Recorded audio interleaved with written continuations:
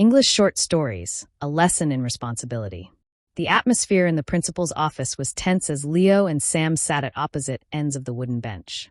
They had been sent there after a loud confrontation in the hallway that had disrupted the entire afternoon break.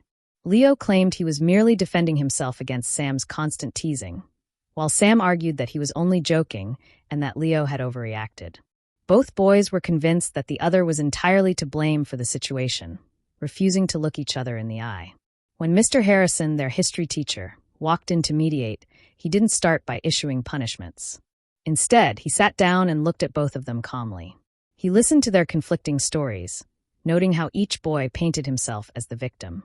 After a few minutes of listening to them bicker, Mr. Harrison interrupted them, reminding the students that bullying isn't always one-sided. It takes two to tango.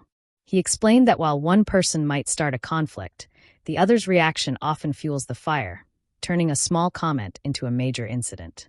Mr. Harrison pointed out that Leo had used aggressive language to respond to the teasing, and Sam had ignored Leo's previous requests to stop. By engaging in a cycle of provocation and retaliation, both students had contributed to the toxic environment in the classroom. The teacher emphasized that a conflict cannot survive if one person refuses to participate in the drama. He challenged them to think about how their own choices, rather than just the other person's actions, had led them to the principal's office. By the end of the meeting, the boys began to see the situation from a different perspective. They realized that their mutual hostility was a choice they were both making every day. Leo apologized for his explosive temper, and Sam admitted that his jokes were actually quite hurtful. They didn't leave as best friends, but they left with a newfound understanding of shared responsibility.